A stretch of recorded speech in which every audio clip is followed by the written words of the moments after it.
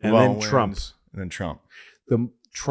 The seminal Trump moment that made him matter to me was the debate with the 16. He had 16 guys, 8 on his left and 8 on his right.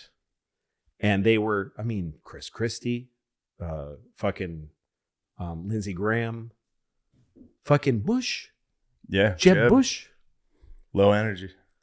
Just these guys, but without him on stage, they're all stars. They're all stars. Yeah. Fucking Ted and fucking Rubio, Wisconsin guy. Kucinich? No, not Kucinich. Was it Kucinich? Kucinich is an Ohio guy. Yeah, but he was a Democrat. He was a Democrat who was like an anti-war Democrat. Oh shit! No, he was like a super liberal Democrat. No, guy. Who's that weird looking Kasich? Who's the weird dude that was Romney's vice president nominee? Wasn't he a Wisconsin guy? Ryan? Oh yeah, Paul Ryan. Yeah, but he wasn't up there. No, he didn't. He didn't run. Yeah. By the way, just to get Romney for 1 second, because I didn't like Romney. Yeah. Because he was a venture capitalist with what do you call the fund? Those funds. Hedge fund. These guys ruined capitalism. Capitalism used to be make the best of something and make a ton of money, or make the second best and kneecap the guy who makes the best, and which is fine. That's why we had VHS instead of Beta. Beta was better, but VHS just went after Beta and won. That's why we had IBM instead of Apple for a long time. Apple was better, and it's, by the way, why we have records. The grooves go up and down, which is stupid. They were better side to side, but that guy, that patent it's just bullshit. Romney, never liked him until the whole fucking Capitol riot thing happened. And then he did that thing where he stood up in the middle of that crazy shit after January 6th, after the riot. And he said, I know all of you are trying to serve your constituents by telling them what they want to hear. But why don't you help them, the people who you work for, by telling them the truth? And the place, it was this raucous applause. And he looked at the applauding people, and it reminded me of the Reagan thing, because he looked at them like, why is that getting applause? That's just normal. What has happened to this country? So Romney's an interesting guy to me. Yeah. Because of that. I never really liked him. I don't like him, but that was an interesting moment. That was human to me. And he kept his dog on the roof of the car. It was hilarious. But he did do some... He would drive with his dog on the roof. What? The dog was in a box. It wasn't like... He just... he seems like the establishment to me. He is the establishment. And so, like... Never had a shot. He always tried to stop Trump. Mm-hmm. So, of course, no matter what he did, even if it hated Trump. Yeah. But the moment that made Trump matter was when he was in that room and he said, these guys are all crooks. And I'll tell you how I know, because I'm a billionaire, I'm a businessman, and I give them all money, and the Democrats. Yep. And if I call them, they pick up the phone. Yeah. If I call and they're all like, you can't tell people. What are you doing? I was just sitting at home like, what just happened? Yeah.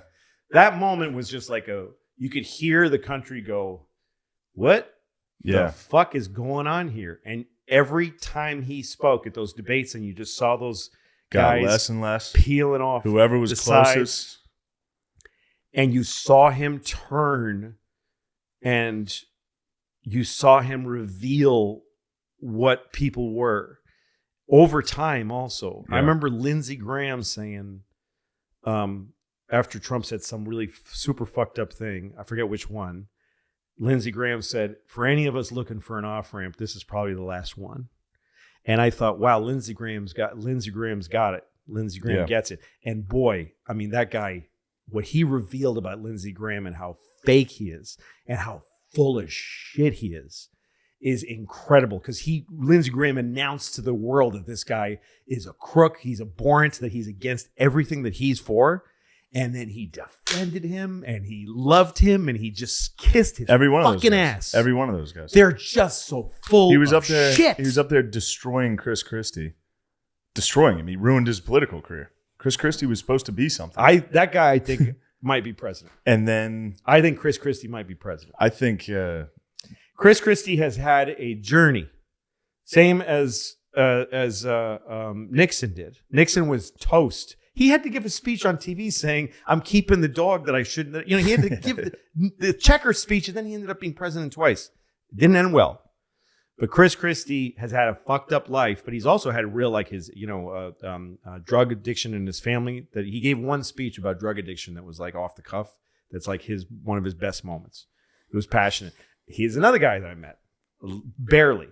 I was walking in an airport after he'd washed out of the election, and I was in an airport, and there was Chris Christie alone with his big suit and his Hudson News airport bag with like a heavy drink and snacks in it. Soda. And he was just walking, and he saw me, and I think the recognition was just like we're both pictures on Twitter, and he just went like this, and I just went like that, and he just looked sad in the airport. But then I saw him on Bill Maher recently, and he took some tough questions, and he sounds like he did all right. He's got some grit to him. And he's got some complexity and some dimension. And I think he's digging his heels in and thinking about what he believes now. Because there was one, I think it was right after him and Trump, obviously, Trump killed him. Mm-hmm. And then he's standing on stage with Trump at another rally. And Trump's like, you can go. He introduced him and then was standing there. And he was like, you can get off the fucking stage. He was being as brutal as Trump was. Yeah. To the people around him, including Giuliani, who used to say, shut the fuck up to Giuliani. He curses at him in front of everybody. Yeah. He shits on all these guys. Now, that is an incredibly fast and powerful engine. To be Trump, you just shoot to the top. But it's unstable. It's like Caligula. It's the same fucking thing. He's everybody around you hates you a little more each day. Yeah, it's Jackson. Yes, and also no goals, no real goals for the country, just a win-win-win, which can get you to win to a certain degree, but there's a limit to it. I'm not talking morally. No. I'm talking about what works. Yeah.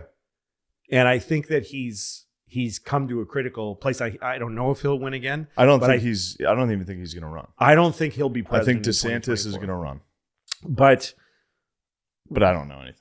No, but when he was running, I'm sitting here like, you know who I think? I've got my eye on. The governor of Florida. I don't know a fucking thing. I don't know either. And I think that his win changed everything. His win changed everything.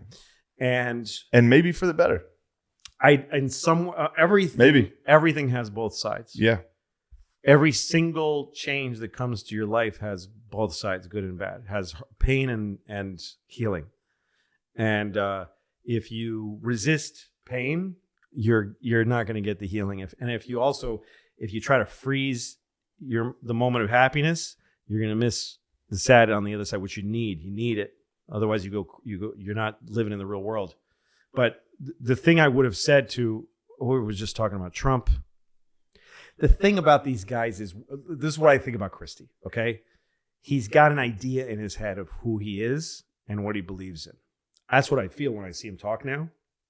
And that's what these guys are usually missing, the ones who lose. Like, I used to watch American Idol. Love that show. I love any show that's like emotional. So yeah. I watch Deal or No Deal. I used to watch that all the time. You ever watch that show? Yeah, it's great. I was watching Deal or No Deal because I was depressed and I didn't want to change the channel. And I was just staring at it. And it was a Marine who was, during the Iraq War, he was in New York on leave. And they talked to him. He's got all his medals. And he says, I'm a little bummed because my family lives in San Diego and I don't have time. I'm only here for 2 days. I go ship back out. And so, of course, Howie Mandel goes, well, they're here. And we flew him out. And his little girl, is crying, and he takes one knee just like Nixon did in my dream. And he hugs his little girl.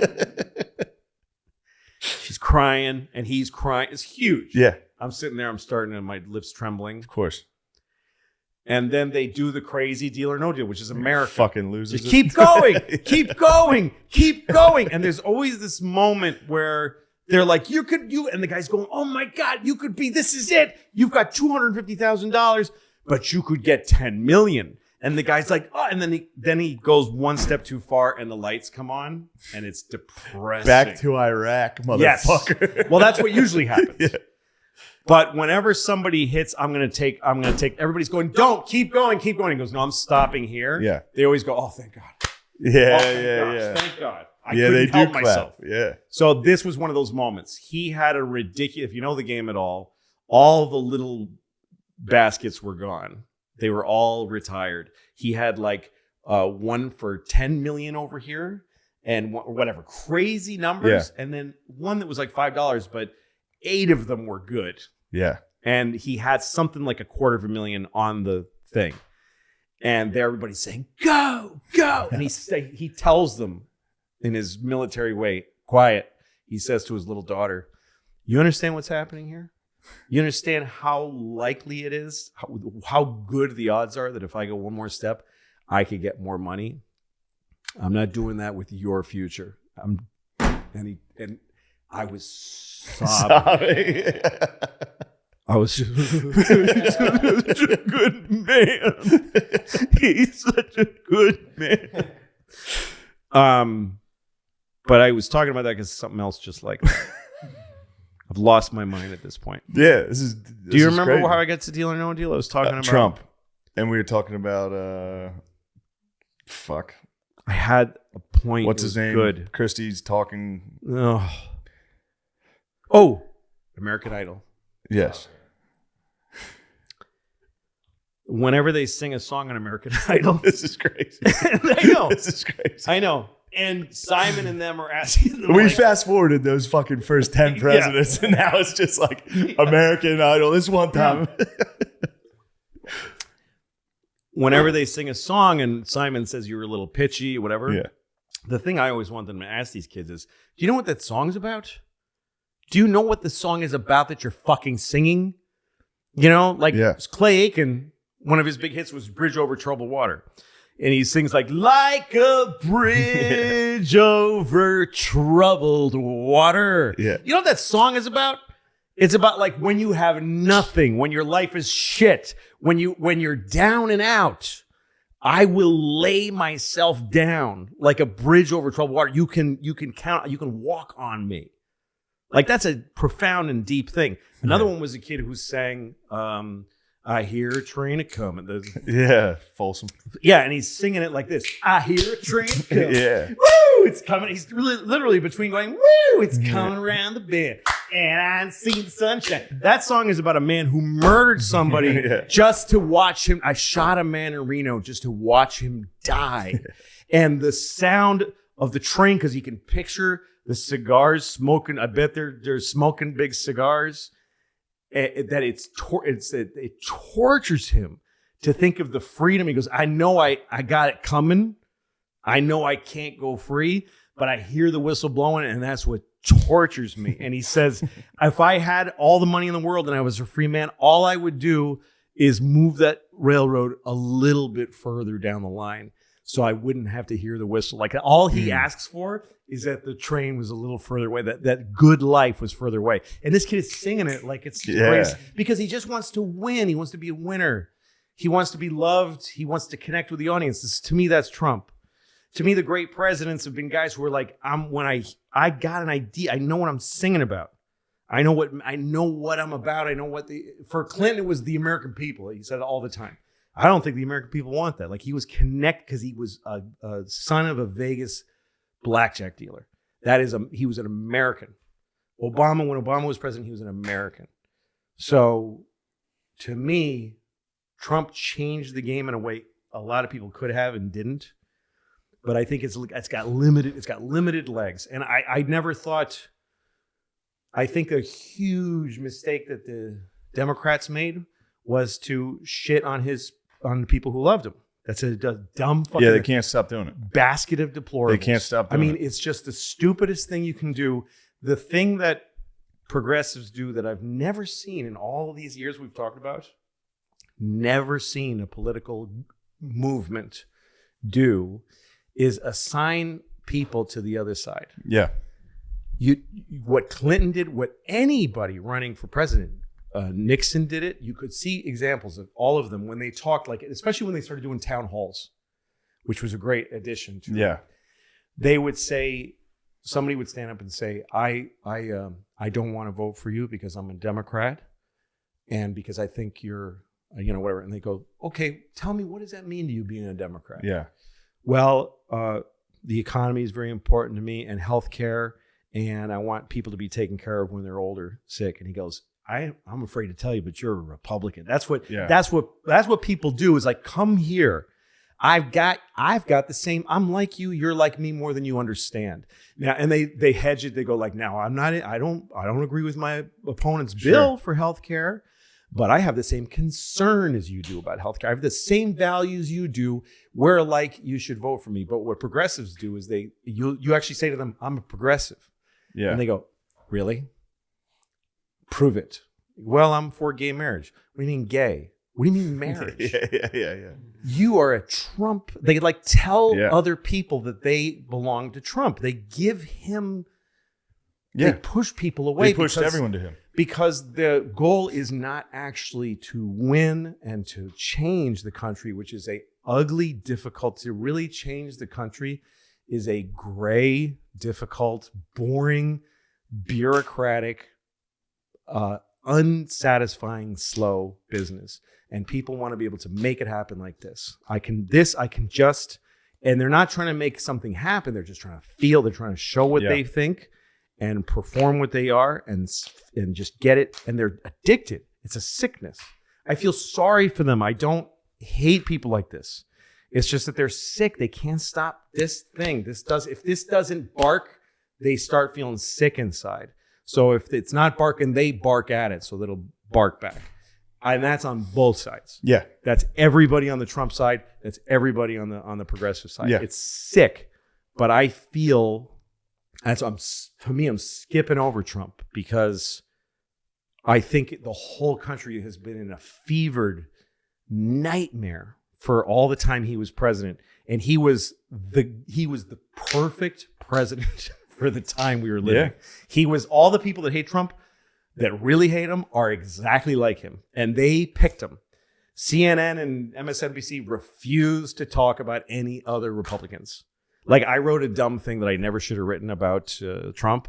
And the point of it was pick a real conservative. Like, I'm not a conservative generally. I am about some things. I mean, look, if I go to a smoothie place, I don't pick one of the like cool blue or the berry. I like to make my own.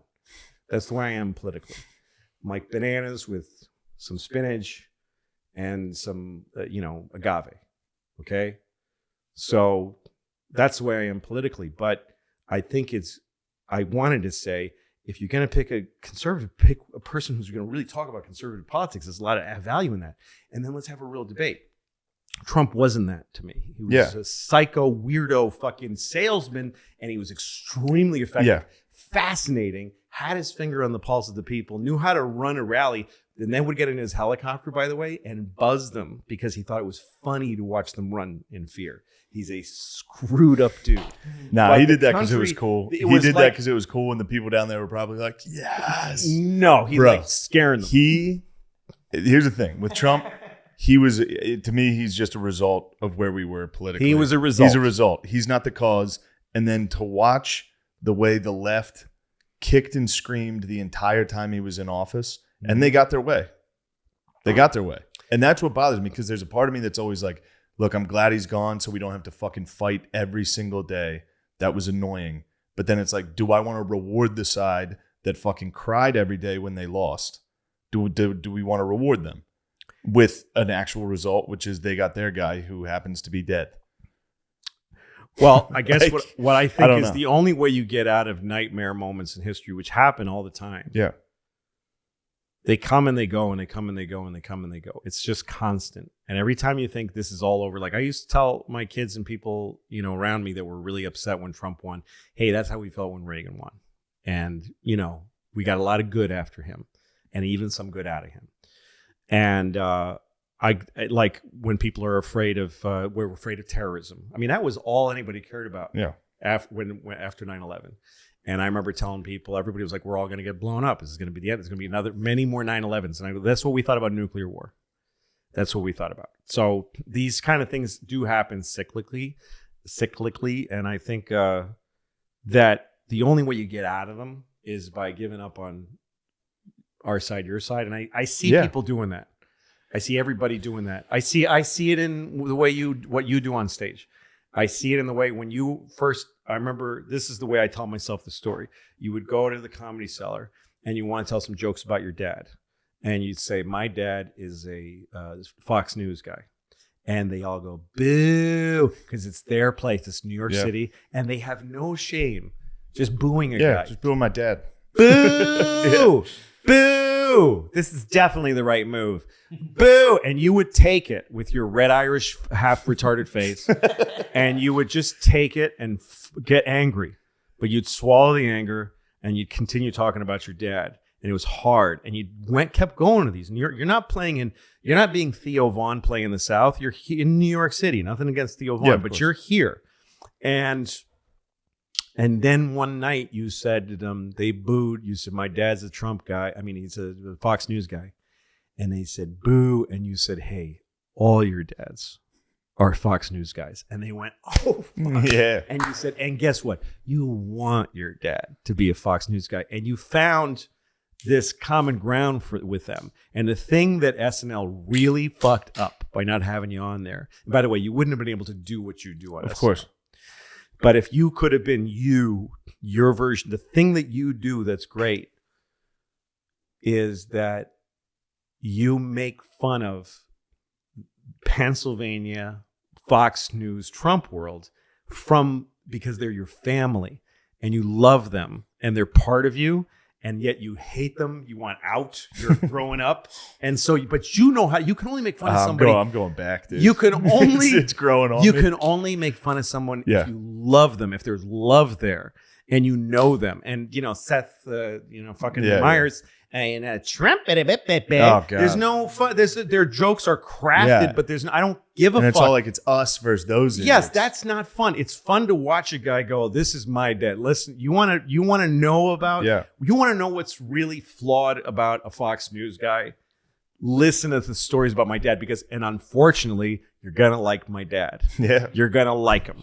And that mix, that being able to go you fucker, but, and I can't get, you and I probably disagree about almost everything. But I can't get your sound anywhere else. I can't get your sound of humanity anywhere else. So I think that all this time drove us apart, and then we got lonely. This is a human story. You want to get away from people that you think are hurting you, and then you miss them so much, and then you come back together, and we'll do it again. But I do believe, and again, I do think that Trump he ran for president every election. People are like, where did this? He could have, the country decided it's time for Trump because we lost our minds. Yeah. But he ran. I remember he ran one year, and he got a shot. He did a town hall, just one-on-one with some big Chris Matthews, and he said, "Well, what do you think of the Republican National whatever?" And Trump said, "They're just retarded." And Chris Matthews was like. And I was like, did he just say retarded? Because they're just so retarded. And nobody took him seriously. Yeah. He ran every 4 years and it would just be like, stop it. There's an interesting Trump's, thing. Give me the fucking break. With Bannon. But what? Yes? Bannon there's a YouTube video of Bannon doing an interview about Trump and finding Trump and he's taking a lot of credit, but the populist movement, which is Jackson, just being there's something here. We can do this. This guy has a... Well, he failed them too, by the way. The thing is, Trump's magic was an absolute perfect narcissism. Like a crystal fucking diamond, just perfect, no flaws narcissism. And at an age where that was the country, everybody... And something was invented under Trump, I feel, which is... Or maybe it goes all the way back to everybody who's ever been a big, crazy leader, is narcissism in the collective, that people are obsessed with one person and they can't hear anything against them and they don't give a shit what happens as long as the person wins. That's sort of, he came at a time where people were obsessed with personal attention, with feelings, and they just were in denial about what's going to happen next. Again, he was a result. Yes. He was a result of social media. He was a result of how America is acting. And he was also a result of the left being complete fucking dickheads. And it was more fun to be I want to watch Trump win and watch these fucking people that openly hate me, I want to watch them cry when Hillary loses. I understand it was the same that. thing. I understand that, and I felt in agony every minute that he was president, and I hated it. But I understood. I understand that. I understand why people dug him. I didn't vote for him. I didn't vote for him, but the night he won, I was doing an open mic, and I was like, "This is fun." I got to watch all the fucking alt comics literally cry. Listen, when I was happy. I was on tour when he won, and I was in Dallas the night he won, or the night after, the first day of him being president. And I said, "Hey guys, you know all this stuff about problem because everybody was into problematic and writing think pieces about, this and that." I was like, "So this is what you did. Thank you." Yeah, this is where it got us. That was my feeling back then. Was like, this is what's happened. Is that there's no conversation going on anymore. Nobody's really defending liberal politics, and there isn't a real conservative running. It's just a shit show and a piece of shit. The right can just put out a guy that goes, "Aren't they fucking crazy?" and do well because of how crazy the left is. I think the next thing that would restore the country is a fucking normal conservative, a normal Chris Christie, just a normal fucking dude. Because there's no Democrat. First of all, they're all behind. There's nobody even thinking. There's not. But at this point, it's 2022. The presidential election is in 2024, and not one Democrat is talking about running. So it's going to be Biden, and it can't be. It literally can't be. I think it literally can't be too. So I don't really know what we Kamala, got. And it's such a mess over on the Democrat side. But it can't be these guys who are just pushing whatever button that day. I'm going to go against the liberals on this because that's what they're mad about today. It's got to be somebody who goes back to just regular. And I don't want a conservative president, but I believe I live in a democracy and that the president should only sometimes reflect my values because I'm a part of the country. I'm not the whole country. Yeah. So if I lived in a country where I love the president my whole lifetime, that would be fucked up because I only agree with about 38% of the people in the country. Yeah. So that's, to me, the what is the test of what a president should be? Is it that he should be compassionate, strong, all these? To me, what he should be is a representative of the people's will. Remember this thing that I said. He is a president. He presides. Like when they talk about, like real intellectuals talk about it and real press guys, they say, you are president. They don't say you're the president. They say you're president. And Obama used to say, when it comes to president, he didn't say he would say president because it's a verb. You're presiding. Like I said, it's a simple job. Trump always talks about leader. When you're a leader, you're not a leader. You're not a ruler.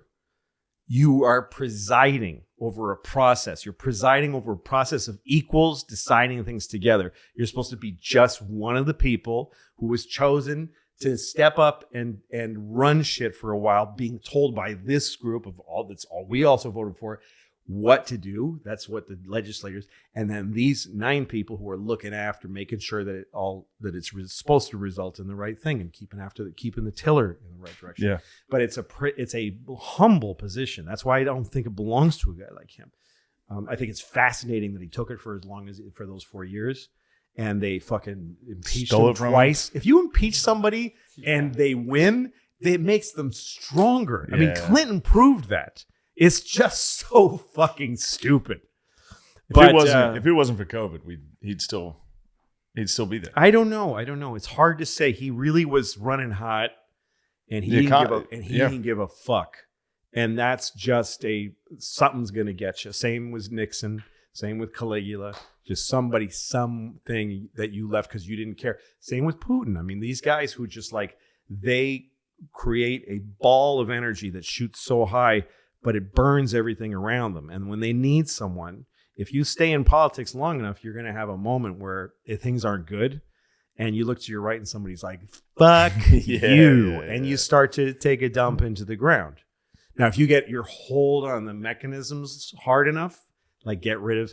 To me, the thing about Trump is that he had no respect for democratic process. To me, the thing on the left is they have no respect for liberty. This America is about democracy and liberty.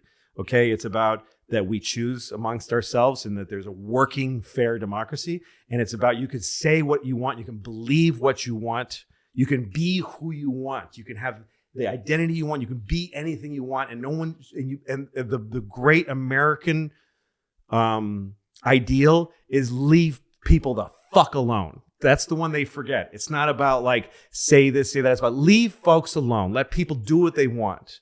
And the left forgot that. They don't give a fuck about freedom of speech anymore. They don't get how stupid it is to shut people up and how quickly that's going to come around and kick you in the ass. Same thing with Trump. If you just wield authority like this, say fuck democracy, no one's going to have your back. Yeah. No one's going to be there to make sure you're doing the right thing like the press is supposed to do and doesn't do anymore. So that's, to me, the two sides have fucked up those two principles. And that the problem is both those sides are correct to point the finger at the other side. Yes, that's why it's this is why we're fucked up. That's why we're fucked up. That's and they why just won't stop. That's why it becomes a looking glass, because they don't understand each other. And yes, they are right about each other. Yeah, they're right. They're right about each other. The left is right about Trump. Trump's right about the left, and all the people that are left, And so it's a mess. But the thing I count on is just human spirit, human nature, which is that we like each other. I think, and we like to laugh at each other, and everybody knows that they're full of shit. Everybody knows. It's the thing that's sad about the phone to me, and this is the last thing I'm going to say because I'm losing my mind. Can I say this last thing? Finish this. You get on a subway train or on a bus or on a plane, and you look at another person, and there's that weird eye contact thing. You're like, ugh. And you look at a person and you kind of hate. We're reptilian. Like, I don't know, fuck that guy. Yeah, he's competition or whatever it is. But you look at a person and you go, he ain't that bad. And then you see him look at you and you see yourself through his eyes and you think, I ain't that great. These are these two very important parts. He ain't that bad. I ain't that great. And you get that from eye contact and personal contact and through forced, you just around people that you don't love, around people that that aren't like you. That's why I've always loved New York City, because I always used to feel like that. But with this thing, you don't have to ever have that moment. You just looking into this, and it keeps this magical algorithm keeps telling you more and more of what you want to feel. It doesn't give you any. It keeps you from any resistance. Kids get out of college and they just feel like idiots because they go in the world and nobody cares what they think. But they start to get stronger every day they meet with resistance.